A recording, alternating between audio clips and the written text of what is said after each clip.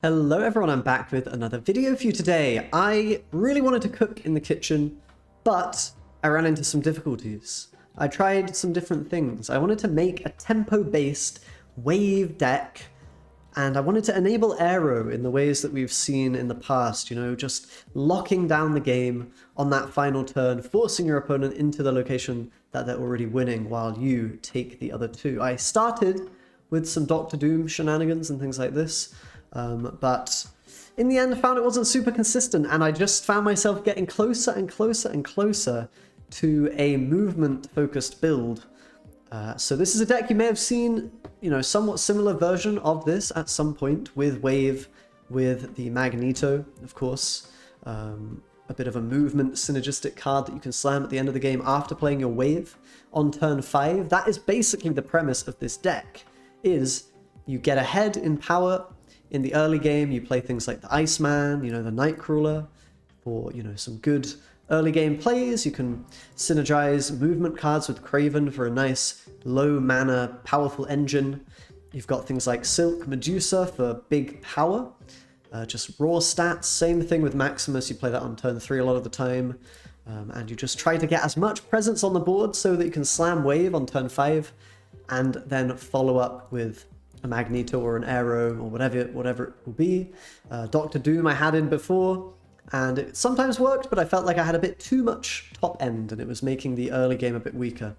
So yeah, we're kind of relying on Captain Marvel to do what Doctor Doom would do typically, being able to move into a different location if we need it to do that. That's going to be our turn 4 committed play a lot of the time. And the AERO works really, really well if you're ahead on board. Of course, you can move the opponent's last card into that AERO location. People don't run Doctor Doom anymore, so AERO is just so often winning games.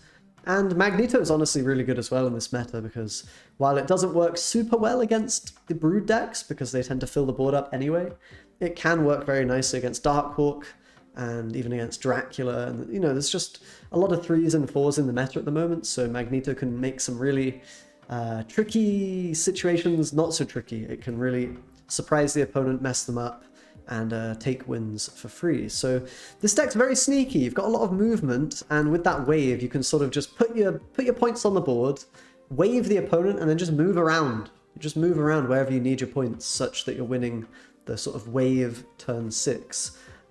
So yeah, I've been enjoying this. I think it's a pretty solid deck. Difficult to rate. Man, rating these decks is so hard. I don't know. I don't have enough sample size. I'm going to give it a 9 out of 10. I don't know if it's a 9 out of 10, but movement's pretty good. The silky, smooth, going crazy with Angela and stuff's pretty solid. This is kind of that. It should counter that deck, because you can counter Kitty Pryde with the Wave. So I think it's a good contender. I think it's a solid one. You're probably still struggling against Brood Absorbing Man combo if they draw that. So, be careful out there. Retreat when you have to. Maybe snap when it looks good on the board and you've got that Wave ready, then that's when you want to snap probably. Deck's not so good at early snapping compared to other decks. So keep that in mind, and with that, let us jump into some gameplay.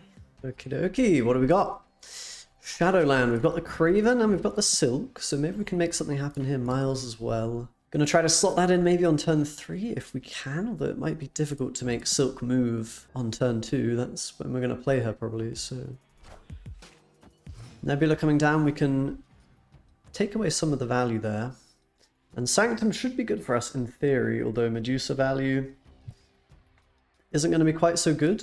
Interesting. I do want to get the Kraven developed, but I do also... I think playing Kraven before Silk kind of makes sense. But we might want to go Silk next. So I think we do Kraven right. Let Nebula grow once.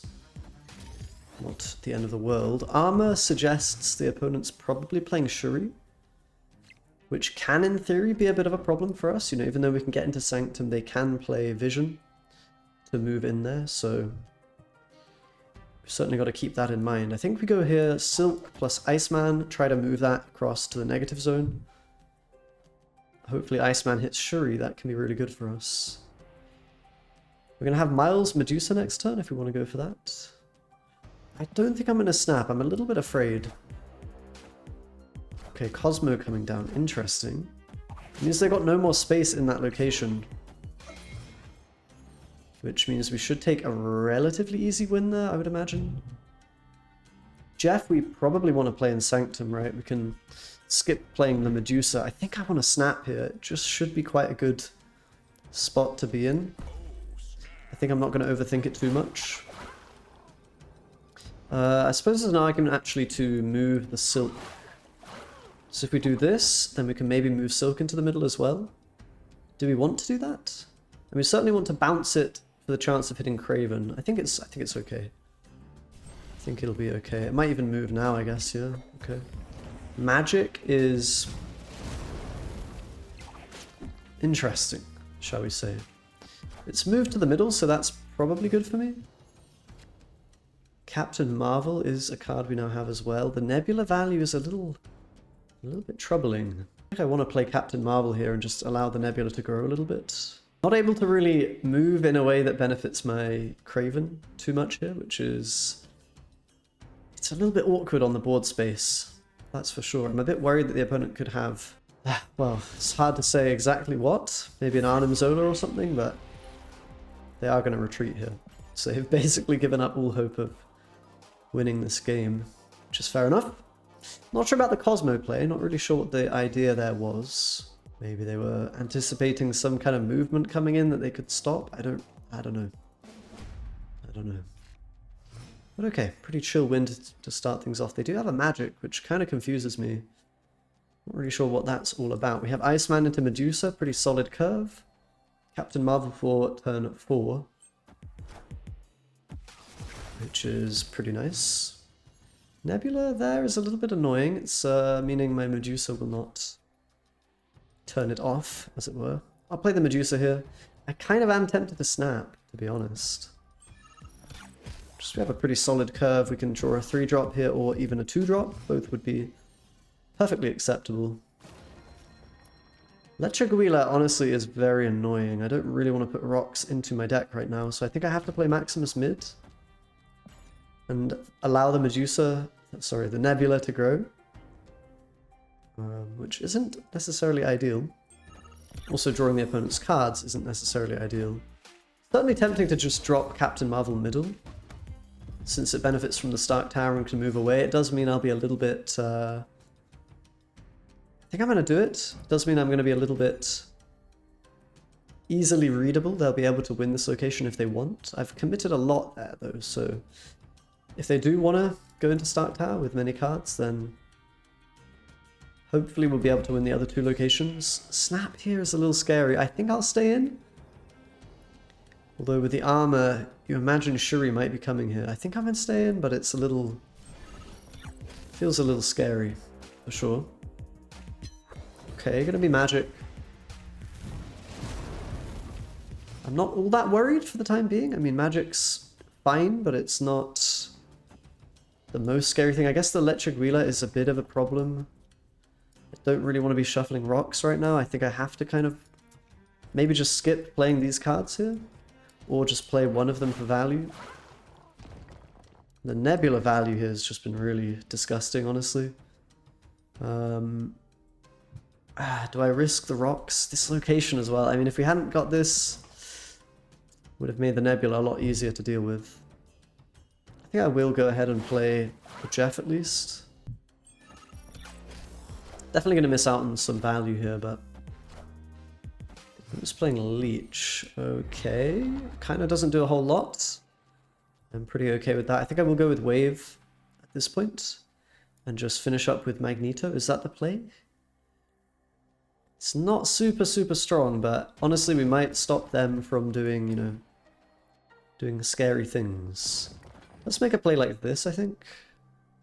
And then we can decide whether or not we put Magneto in the right location, which I think it looks like we probably will do. They actually skipped this turn, so it looks like a She-Hulk Infinite deck, which we're going to be able to quite easily outmaneuver here. Very nice. I could even snap. I don't think I'm going to. I think that would force them to retreat. I don't think they'll stay in here, but maybe if they believe that I won't be able to make the points right. There shouldn't really be anything that beats me, because I've got Captain Marvel as well to move across, but I think snapping here just wouldn't really achieve very much. I could have snapped before. Arguably I should have. Arguably I should have. But you know, maybe they would have gone with a pretty sizable play on the turn 6 rather than skipping. And we weren't exactly functioning super well because of this huge nebula, so I think it's reasonable not to snap. It's fairly reasonable. But we're getting a bit of an understanding of the opponent's deck now, so with this kind of a curve, I think snapping is somewhat reasonable. We know we have the wave to shut down, well, if we don't get leeched, I guess, to shut down the combos that the opponent's going for at the end of the game. Iceman can be a bit of a pain for them as well. Oh, it's a high evolutionary deck. I didn't even realize. I did not even realize. I'm going to play Medusa mid, of course. So maybe they're even playing the Hulk instead of Infinite. That's something we might end up seeing. I don't love the Maximus here because it does draw them a lot of stuff, but I've kind of got a play on curve, I think. I don't have a movement card for the Miles, which is... it's a little bit unfortunate. But yeah, we'll see. We'll see what we can do. I mean, the wave, if it doesn't get leeched, seems to shut down what they want to do, although we've got to be a bit careful that we're ahead enough to beat the likes of a Hulk on the final turn. So do we just play Miles here? I think we do. I think we do. I'm going to play it here. Right now it's winning us the Monster Metropolis, so it seems like pretty good value. I'm a little afraid of playing the wave just because they can go with the magic, but I think I've kind of got to do it. I've kind of got to do it.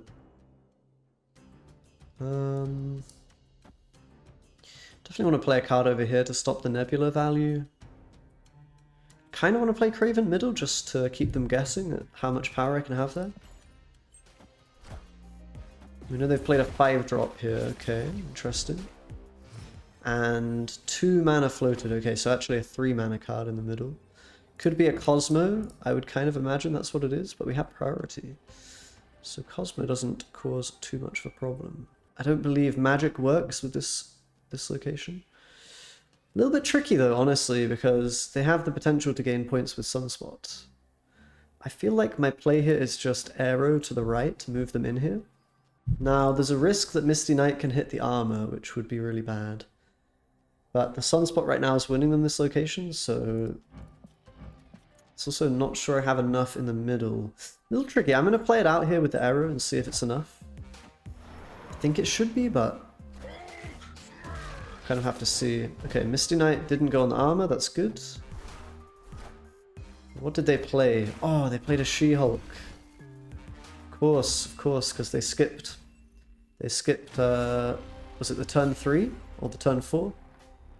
They floated some mana there. Yeah, okay. Makes sense. Maybe should have been a bit more cognizant of that, but I don't think I could have beaten the She-Hulk play. I guess maybe... Nah, I don't think I was capable of beating it there. So that was probably a retreat. But hey ho, we can go Iceman in Kamatage. I guess it's hard to know that it's a She-Hulk there. It could have been other things, technically. Do I snap on this? I feel like it's a pretty good snap. It's a little scary. I mean, I gave away some cubes there, arguably, by doing the early, you know, aggressive snap. Could have just been a 2-cube a game or even a retreat. Some spots there, but...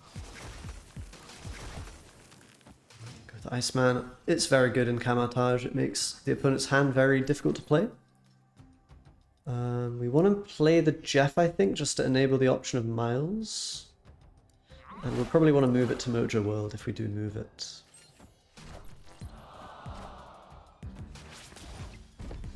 Okay, Sunspot mid. Probably going to once again be going with Maximus on turn 3, unless there's something we'd rather do here. But no. No, I think it's fine. I probably even don't want to move the Jeff here. I want to save the Miles for potentially turn 5. I think Mojo World's a bit awkward for the opponent because they're sort of being forced to commit a lot of their cards into this location. Isn't necessarily ideal for them, but we can go with Medusa Kraven here. And I think it might be time to move, in all honesty. I think it might be time to move. Get the miles enabled in case we need to go that with the wave. Or even with Captain Marvel. Let's see what they go with. Get the Kraven buff going. Cosmo comes down, doesn't really hurt us at the moment. I kind of would like to play Silk here, honestly. It stops the Nebula. Looks really good, right? It stops the Nebula. If they play another card here, they're going to move the Silk away. Now, in fairness, if they don't play a card this turn, it gives them a very easy win in the middle. So maybe that's actually not such a good play. Maybe it's not such a good play. I kind of even want to move the Silk into the middle. So maybe I go with something like this. And Nightcrawler we can play here as well, I guess. Maybe we want to move the Silk into the middle. It's a bit of a tricky one, isn't it?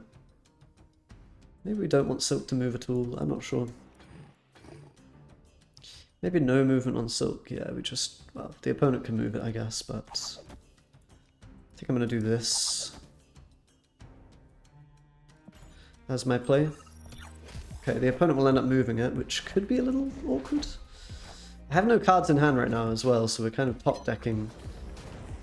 And the Limbo does come out.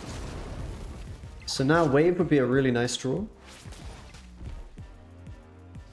course. AERO I don't think does very much here for us. I can play it as just a value play. Interestingly, I can AERO them next turn, move both cards. No, I can't actually. Cosmo. Cosmo is preventing my AERO. Maybe we AERO middle. It's quite solid, isn't it?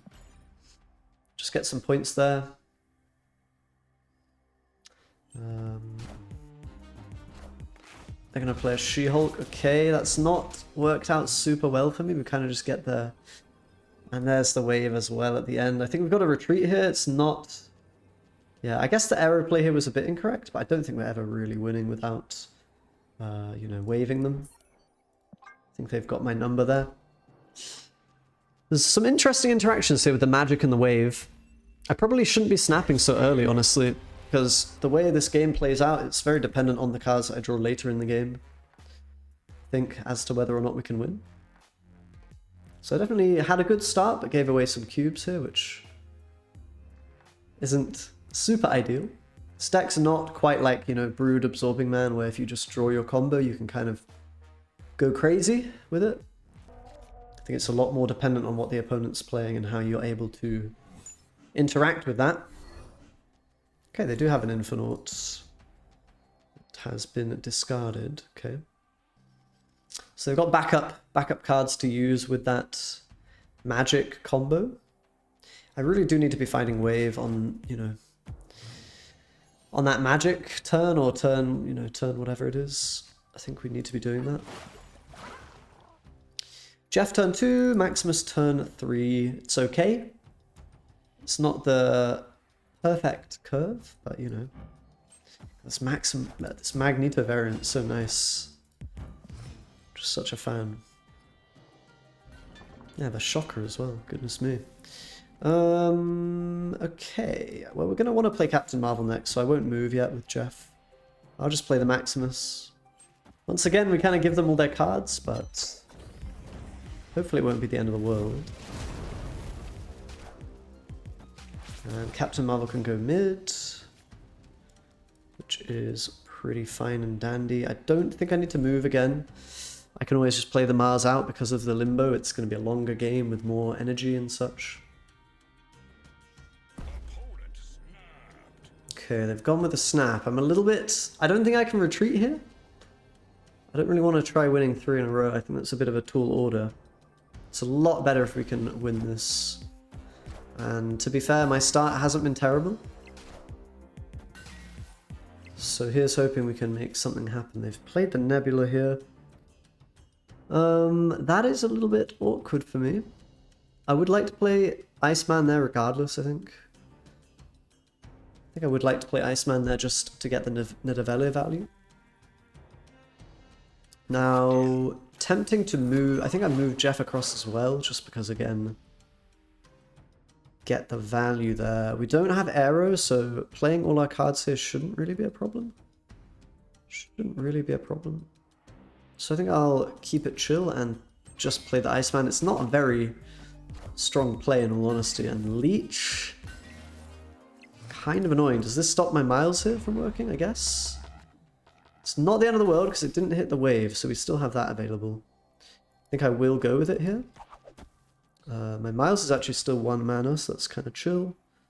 Interesting. I do want to get ahead. I mean, if they're skipping the turn here, which they have been doing, then we should kind of be fine, you know, as long as we play something over here in the right. And then I guess Medusa value doesn't matter anyway, so I think doing this makes sense. And it should mean that I can just jam the big Magneto at the end here and it would be okay, I think. Actually, maybe the wave should have gone middle to stop the potential for a She-Hulk. But we'll see. Might end up being a bit of a 50-50 on where we play the Magneto. I guess it is here. To be fair, can they even... yeah, they can with a She-Hulk or whatever win one location here. So it's a bit of a 50-50. We have Captain Marvel though, actually. So you know what? That makes it not a 50-50. And Captain Marvel will go left if we need it to. I may have forgot that for a moment there. It could have also been correct to not play 2 units here just because of the Captain Marvel. Maybe playing 1 middle was fine. But I think here we're going to be okay. Provided Misty Knight shenanigans don't... I don't think it's a problem because of the Nidavellir value we've got. So we'll just play that Magneto out. Certainly a little scary if we don't get the wave at the right time. But yeah, we're going to be okay there. Just take the win. Interesting deck from the opponent. There's a lot of stuff going on there. The magic, the leech, and then the skip on turn 6 is obviously very strong if you don't get waved. It's quite interesting. Haven't really seen a deck like this too much. I think people are commenting about She-Hulk Infinite shenanigans being a thing at the moment, but now we don't need to worry about snapping. We're just going to be able to, you know, play the game out, play the cards out, not worry too much about it. I think I will play Medusa mid, even though Throne Room sort of nullifies her ability in some way. Doesn't make it too relevant because they can always just get ahead there with a, you know, 1 card with the Hulk or whatever, She-Hulk.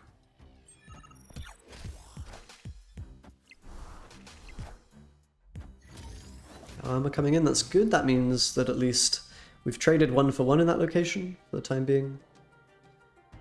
I kind of want to go into Hala here with Maximus to protect my Iceman. I think I have to do it.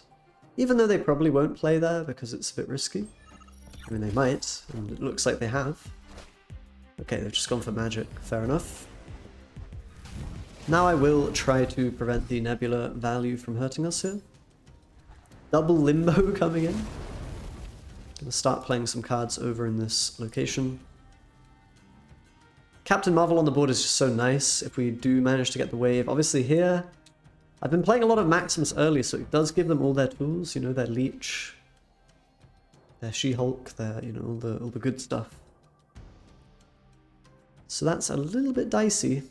I don't get too hurt by Leech, at least, you know. My cards still have pretty good value, like the Magneto, the, you know, everything else. I'm not super reliant on the abilities, as some decks are. Interesting. Should we go with the Miles here? I'm a bit worried that we won't be able to reduce the, you know, the cost of it. So maybe we do a play like this. It will enable us to move Nightcrawler.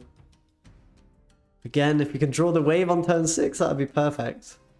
And sort of a bit unfortunate for the opponent if we're managing to just top deck that at the perfect time in a lot of these games. I can play Kraven at the end, potentially here. Depending on what we draw, maybe we want to just go with the Magneto right now. We can move Cosmo. We can move Magic Cosmo. Does that help me out here particularly? Not necessarily. Do I still want to do it? Probably. Probably I do. I kind of want to play it mid, although, you know, you got to imagine the Hulk coming down is going to be a bit of a problem. And without wave, Well, to be fair, we can play the Magneto right, and that kind of gives us an easy win there, so that's pretty strong. I think I'm just going to do that. It's going to make it such that the opponent can't really overtake us here. They actually commit She-Hulk. Okay, I don't really like that play, and now we've got AERO. If they can play multiple things alongside the Hulk, the AERO's not going to cut it, but if they can't, then we should very much be winning here. And I guess I just play the Silk, just for the most power there. Interesting that they went with a She-Hulk. That's quite surprising that they didn't skip. Maybe they were expecting the wave again, I suppose. Ooh, actually playing middle. That's very surprising. I'm not sure why on earth they would do that when they need to win the left. Very bizarre. Maybe they were scared. Nah, that's just a misplay. Opponent's a little bit lost in the sauce. But yeah, we win. Interesting matchup actually, and to be honest, not something you see all that often. The leech wave magic interaction is quite spicy, but I think you get the idea of how this deck should work. That was a well fought battle, even though maybe some misplays towards the end. Anyway, thanks all for watching, guys. Hope you enjoyed this deck. If you do play it, I'll see you next time. Bye bye.